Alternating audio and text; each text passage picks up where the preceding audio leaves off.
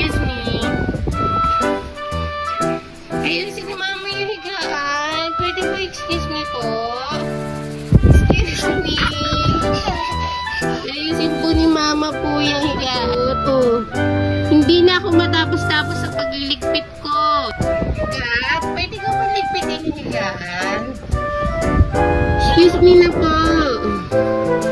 Hi, so matutal guys. Wala ako.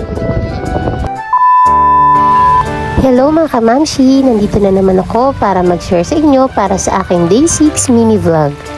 Unang-una, nagpapasalamat ako sa ating Panginoong Diyos sa panibagong araw na binigay niyo sa amin. Sabi nga sa Biblia, lagi kayong magpasalamat anuman ang mangyari sapagkat iyan ang nais ng Diyos para sa inyong mga anak kay Kristo Jesus. At ayan mga kamamshi, mukhang tinanghali na ako ng gising. It's 7:30 AM at mukhang tirik na ang araw. Ginising ko na rin pala si Gab para ibaba ko siya para masikaso ko at mapalitan ko siya ng diaper. At alam mo yun, kanina ang sayasay niya pa sa taas tapos ngayon ang lakasan ng sumpong niya. Sa umaga kasi gusto niya tinitimplahan kaagad siya ng gatas para siya'y makadede. At sasamantalahin ko na itong pagkakataon na to para magupitan ko siya ng kuko kasi alam niyo mga kamamshi, sobrang hirap niya talaga gupitan ng kuko lalo na kung wala siyang ginagawa. At nakita nyo naman, diba? Behave na behave siya. Ganyan siya. Dapat talaga may ginagawa siya para magupitan mo siya ng kuko. Minsan, may mga pagkakataon na kailangan yung tulog siya. Iinom nga pala muna ako ng barley para malakas ako para sa araw na ito.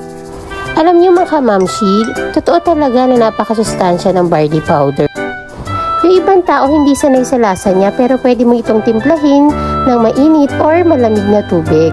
Nakalipas ang isang oras, nag-almusal na rin pala ako.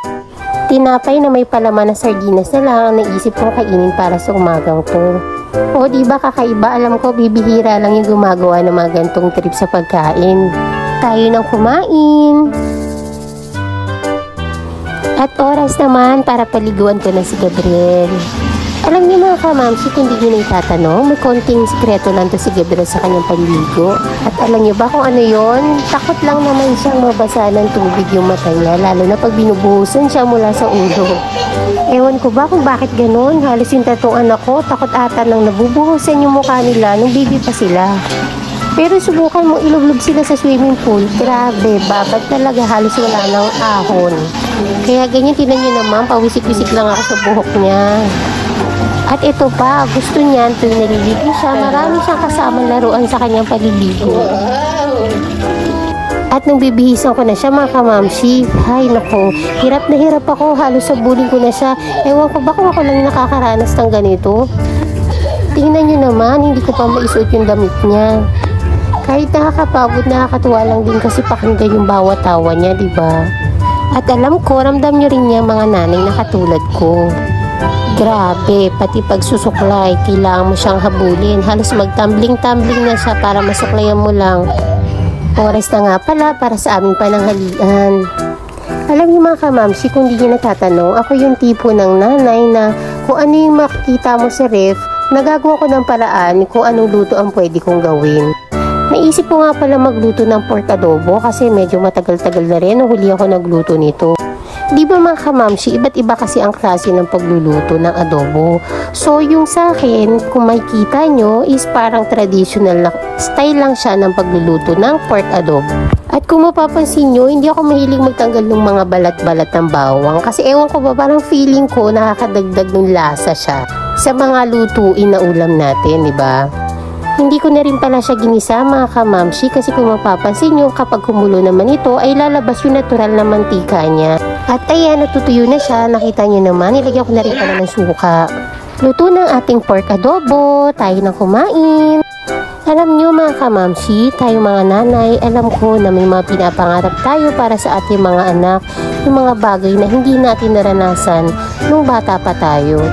Ako bilang nanay, gusto ko lang din iparamdam sa aking mga anak yung pagmamahal na kailangan nila mula sa akin. Diba ang saya-saya sa pakiramdam kapag binabalik nila yung pagmamahal na binigay natin sa kanila? Lalo na kung ganyan kakulit yung anak mo, diba? O, sobrang hirap pa inumin ng tubig. Wala ako. Tingnan mo, tataguan ka pa talaga niyan. Ilang saglit pa mga mams, chinek ko kung ano ginagawa ni Gab kasi parang tahimik na siya. Mukhang antok na. At ayan nga, bumigay na. Kailangan ko na lang itong ilipat sa higaan. Ang bilis niya na makatulog karaang araw. Kahit hindi ko na siya patulugin. At ayan guys, patulog na ang aking baby. Alam niyo, nagiging problema ko lang minsan, yung nagkakaroon siya ng mga kagat-kagat kasi napaka-sensitive ng skin ng aking baby. Parang gustong-gusto siya laging kinakagat ng mga insektong maliliit. Nag-i-spray naman din ako dito sa buong bahay tuwing gabi. At habang natutulog si Gab mga kamams, naisip ko lang din paliguan si Luna, ang aking aso na husky. And that's all for today. Maraming salamat mga kamams sa panonood. God bless!